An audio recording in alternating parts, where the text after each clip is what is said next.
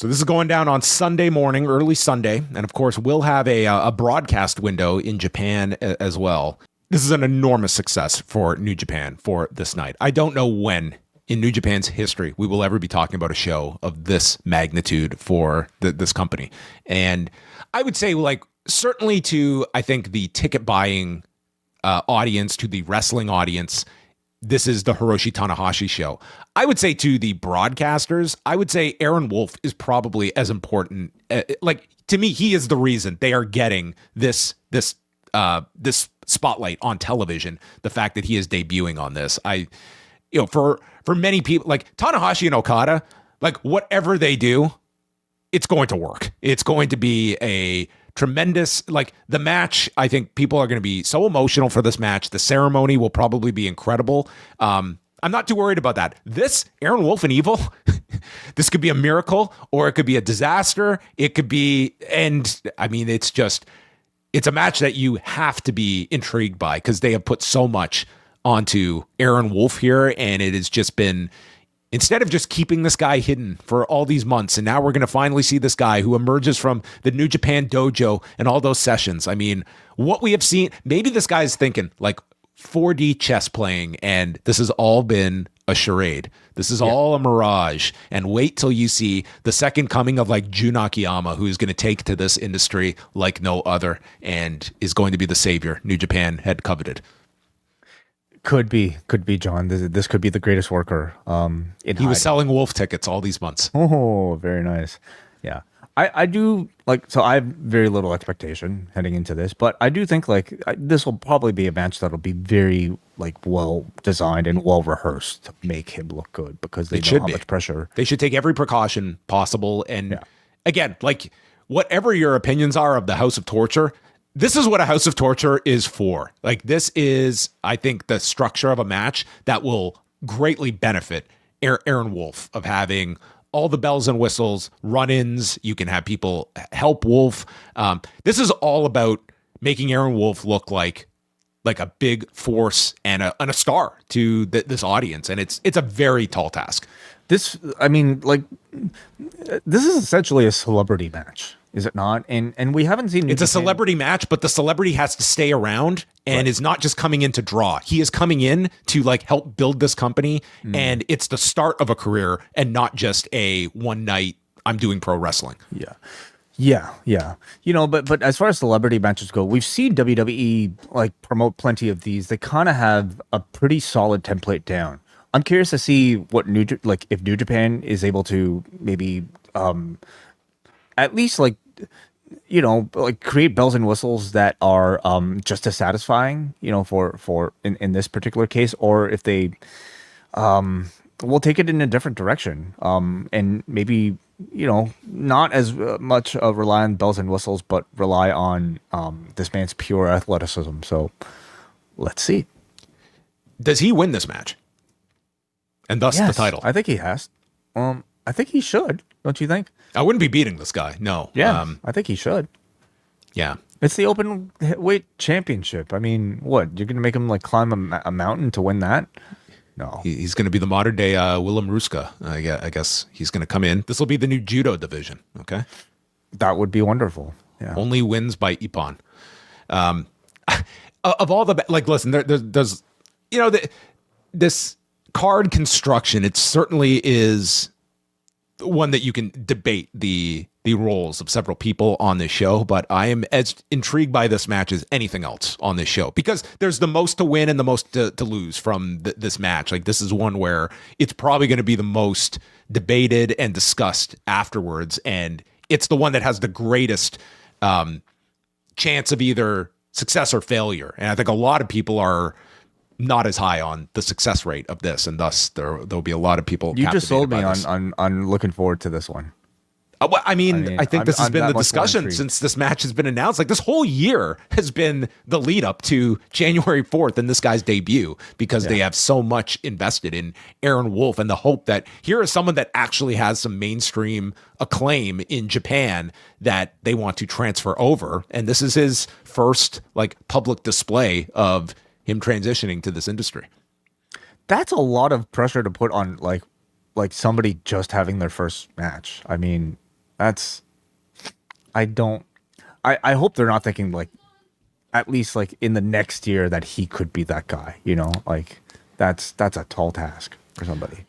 Well, just going in order here, the lone pre-show match announces El Phantasmo, Chris Brooks for the World Television Championship with I mean, Brooks is just coming in for this. Like they could easily do the title switch here if they so choose. I don't think this will probably be fine for the time it has. It'll probably interesting special attraction. Like they could have like plugged somebody from the roster, you know, to face Phantasmo, but they brought Chris Brooks in. I think it adds something a little bit more interesting.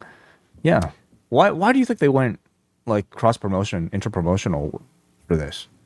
I would assume that you're probably gonna like if Chris Brooks goes over, then I think it tells you that like Brooks is gonna be doing like both companies. Yeah, interesting. The annual Rambo has a different twist on it this year, where it is for the never open weight 6-man tag titles with Toru Yano, Yo, and Master Wato defending again, pretty much just to get everybody on this card. But this match is all about Kaisei Takechi, who they are hoping will give some kind of rub to Shota Umino and Yuya Uemura. Whether that will be the case, he's the streamer. He's the DDT wrestler / influencer that Gotcha.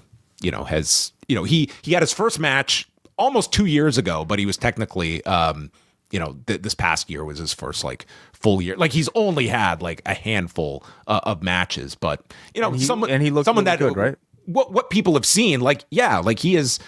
People made like the Logan Paul comparisons. I wouldn't say he's as far along as like Logan Paul, but he is someone that certainly is not coming into this like he's completely out of his depth or anything like that. And he's going to have the most attention in this match. The question is, how much attention can you cultivate in a match like this? And if, to me, Uemura and Umino, it's, that to me is what they are hoping is going to be focused on here. But it's amazing to me that your main event of last year's Wrestle Kingdom, Zack Sabre Jr. and Shota Umino, are buried in this thing. And what about your main event the year before that?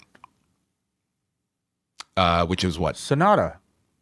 Oh, well, I mean, Sonata has earned his spot in a match like this. This is exactly where Sonata should be in 2026. Yeah. But yeah, so it's a Rambo. So if one person is eliminated, everybody is, right? The whole team. Yes. Oscar and Yuto Ice are thrown into this with Clark Connors. Of course, as Fightful is reported, like there's several of the War Dogs whose contracts are coming due. So that's going to be interesting as well, coming out of Dash as well, like who is staying, who is going.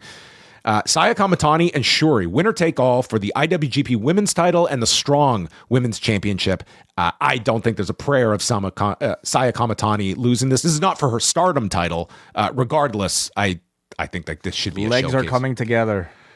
There are many legs to the various women's championships here. Not to say it's out of the question that Shuri could win this, but to me, this should be a spotlight for Saya Kamatani. This to me is promotional paid consideration for Stardom. That's what this 15 minutes is going to be, and I would want to showcase Saya Kamatani. They should just come out here and hopefully have a great match. The question will be, on a show like this, how much time are they going to get? Even on an 8-match show, really that's not indicative, because that ceremony with Tanahashi and Okada that's going to be its own beast on this show, and I do wonder how the undercard might suffer from that.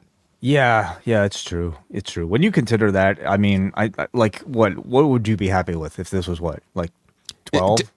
12 to me would be, I think people would be satisfied with that, even if it's like, this could be a Stardom main event, but you're not getting that level. So I would say 12 you would be happy with. Well, I think if you're under 10, you'd be getting some complaints. I think you could accomplish a whole lot in 12, and especially you can at a higher pace, which you could expect these two to wrestle. I mean, I'm looking forward to this match, maybe like second or third most on this, probably third most on this entire card. But like, again, to me, it's a breakthrough moment for Saya Kamatani, and this is a huge part of it. So we'll see how well they do. Throughout the month of January, you have the chance to lock in your subscription at the Post Wrestling Cafe for all of 2026 before the price increase takes effect February the 1st. Simply sign up before February 1st and you will lock in that price all year long. If that's not enough, this month we have the annual Best and Worst of show as we get together with the Poison Rana crew to look back at 2025. We're also doing live watch-alongs of the Royal Rumbles from 1990 and 1995 with Brandon from New Jersey, a retrospective on the Tanahashi-Okada rivalry, plus reaction to Wrestle Kingdom 20, a review of TNA's debut on AMC, and much more, including TNA Genesis, UFC 324. It's all found at postwrestlingcafe.com. 5-on-5 10-man tag. It's David Finlay, Gabe Kidd, Drilla Maloney, Shingo Takagi, and Hiromu taking on the United Empire's Callum Newman, Great Khan, Hanare, Andrade El Idolo, and mystery partner X, who we do not have a silhouette of. Or we do, and he's not wearing a hat, nor does he have a broomstick or broom brush head. Man, could this be the last mystery opponent we had a few weeks ago for El Phantasmo was Hartley Jackson. I mean, is this going to be a Hartley Jackson level surprise or a Tetsuya Naito level surprise? Probably not a Tetsuya Naito level surprise. I do want to correct myself. Brian wants to correct me, and he should. Don Callis was actually present during Josh Alexander's entrance on Dynamite tonight. Oh, I missed him. Okay. So maybe he'll still be here in Japan. Maybe he won't be. We'll see. All right. Sorry, should I? I mean, I have to throw it in. No, it's important to get all of that out there. This is going to be our violent 5-on-5 hardcore match. I guess it will be interesting to watch several of the figures here, whether it be Drilla Maloney, David Finlay, Gabe Kidd, all of the, like those names specifically. You would get the sense that Andrade, like we know he'll be around for Dash, but it would feel like this is not just like he's coming in for a one-off. And yeah, what you have of the United Empire, if you've been watching like the lead up to this, they are certainly, it feels like getting Callum Newman into a spot to really rocket ship him. Hanare's coming back for this as well. That guy has been snake bit by a lot over these last couple of years. It would be nice to see him get like a real quality run because he's a real great talent, but he's just been marred by health issues. And that cage match where, my God, that guy just lost all that blood. I mean, he's had some health battles, but you've got Shingo in here. You've got the former GHC Junior Heavyweight Champion, one of 10 people in this match. Maybe Hiromu will be so inspired, but I don't know if Hiromu will be the focus of this match. No. Yeah, this is a really interesting one just to kind of see like what the futures are like a month from now for maybe half of the participants involved. It just kind of feels like it's a match that like has a lot of interesting people, but like the most interesting people among them are people that kind of have half their foot out the door already for this company. El Desperado, Kosei Fujita, Taiji Ishimori, and Sho in a number one contenders match for the IWGP Junior Heavyweight title because Doki doesn't want to wrestle at Wrestle Kingdom, so he's not. So we're going to have a number one contenders match at the biggest show of the year to set up a show. Like at best, this will be a title match at New Beginning. And if not, it could end up being at Cork and Hall for all we know. Interesting. Yeah. I guess we will see what, you have the House of Torture representation here, so look out for the Black Mirror. Sho is teammates with Doki. I don't see them going that direction. This is probably, like, I could see, like, Desperado's an easy one to go with, but I could see Fujita being the winner here. More of a fresh opponent, someone that they highlighted quite a bit in 2025, and I just like that as a more fresh opponent for Doki than going back to Desperado. Yeah. Desperado's in that place where I was like 5 years ago for Hiromu, where it's like, this guy's tremendous. He should be like wrestling with the heavyweights and doing a lot more than just going for his next junior heavyweight title run. Like, I feel there is a graduation process that is necessary, and we don't have to have these exclusive junior heavyweights for eternity. This match doesn't look that interesting to me. I mean, I don't think the stakes are all that high. The showcase platform feels just odd for a setup match for a non. This is a New Year Dash match. Yeah. Mm-hmm. So this would have been perfectly fine for New Year Dash, but like it to me, it's a major step down. Like, but I'm sure the action will be tremendous. We talked about Evil and Aaron Wolf. Takeshita and Yota Tsuji, winner take all for the IWGP World Heavyweight Championship and the IWGP Global Heavyweight Championship. Cross those legs. Yeah. Some interesting build heading into this one. I mean, so Tsuji, whether in character or out of character, has been very outspoken about, the AEW relationship and how he doesn't necessarily think New Japan is benefiting that much from it. So that conversation point is being brought up again. Will be very interesting to hear. That should be his character. Like, again, if the big match is Okada, like, this is like, that should be his character, is representing New Japan. That's his whole, like, if you've listened to all his promos, like, ever since Okada left, this guy has been playing that role about Okada didn't put people on the way out. And I think it's like, this is 100% this guy's character. Will be very interesting to hear Chris Charlton's commentary for this one. I imagine the unofficial main event. Is he going to be on a 7-second delay on this show? Oh, I wonder. I don't know. I'm not sure.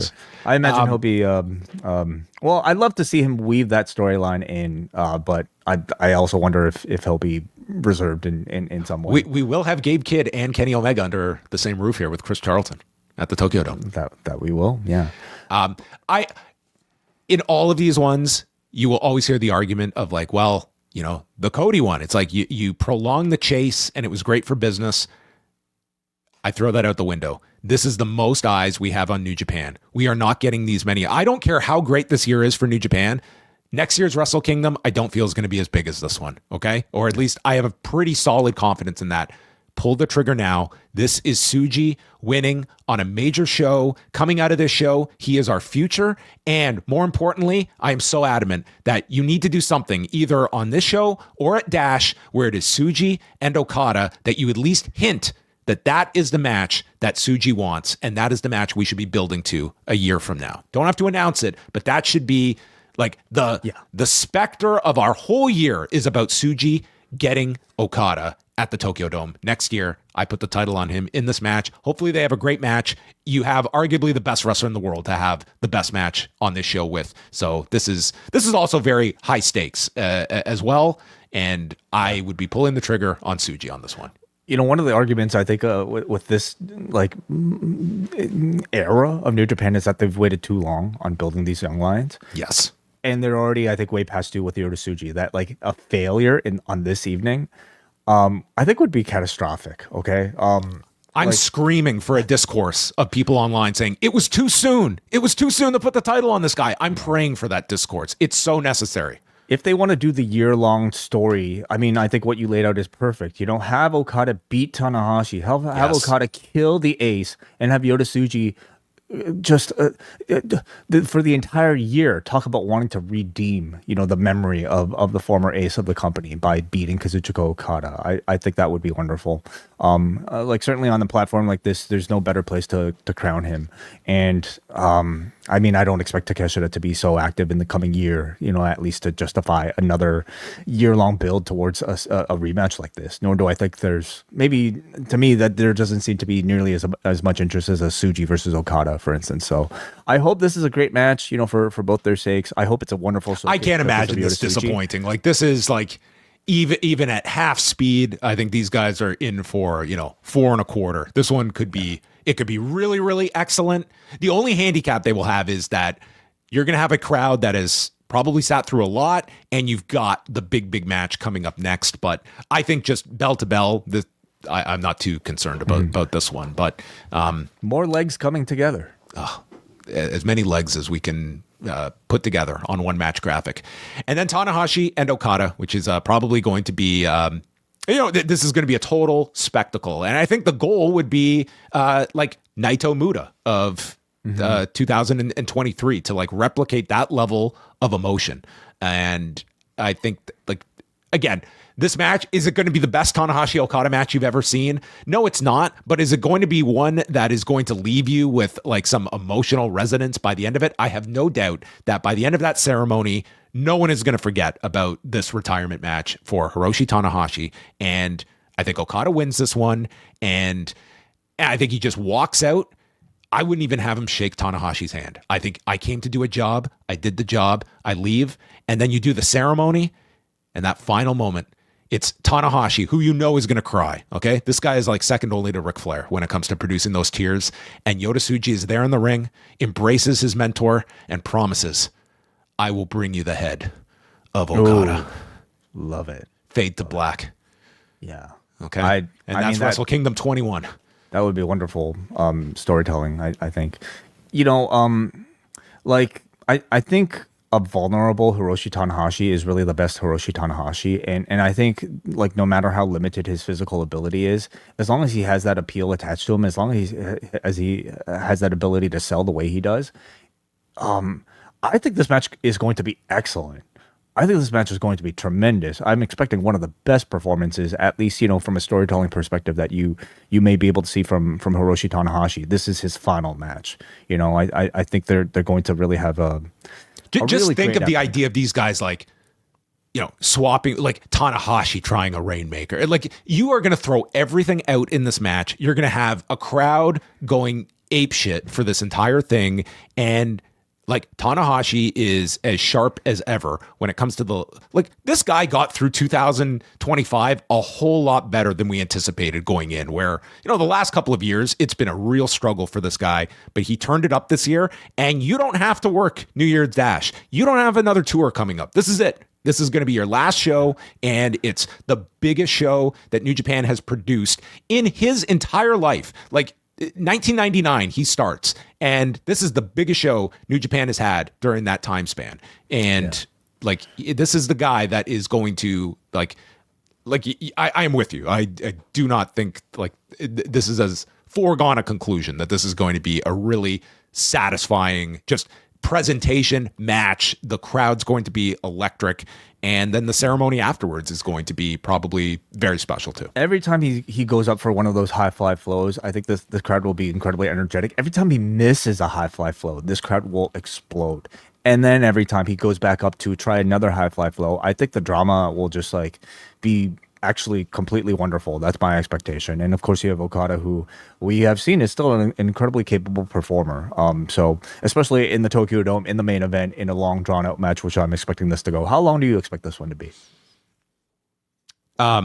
Just the match itself, not like all the post match stuff. 30, like at least 30. Yeah, me too. I think so. Me too. Yeah.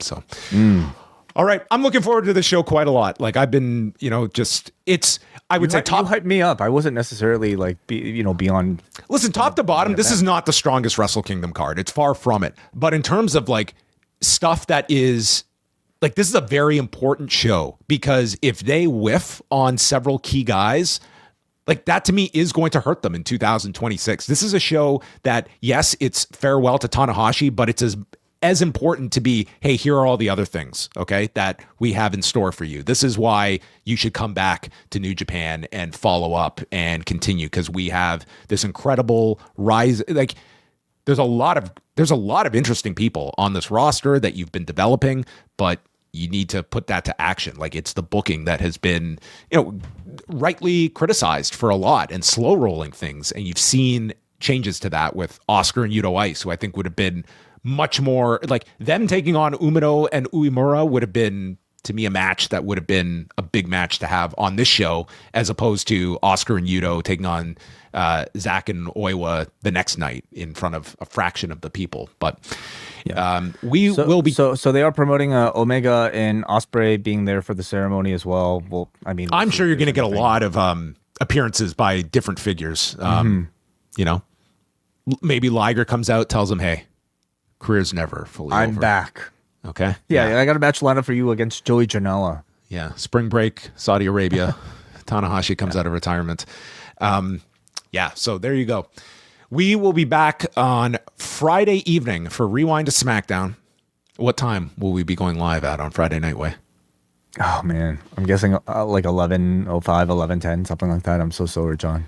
It's okay. We're going to get through this. This is going to be me. I'm going to be the Hiroshi Tanahashi of podcasting, going through, and these are my bad knees on Friday nights that I'm going to have to work smart, not hard. So we will be back Friday night, and then we've got Collision Course Saturday with Kate from Montreal with the start of the Texas residency. And John Sunday, Kleinchester. John Kleinchester will be with Kate. And then Sunday, we're going to be hitting the doubleheader of Wrestle Kingdom reviews. Yeah. John and I will be doing a reaction podcast, not necessarily like going into like maybe detail move for move as much, but really just kind of giving our thoughts on Wrestle Kingdom itself.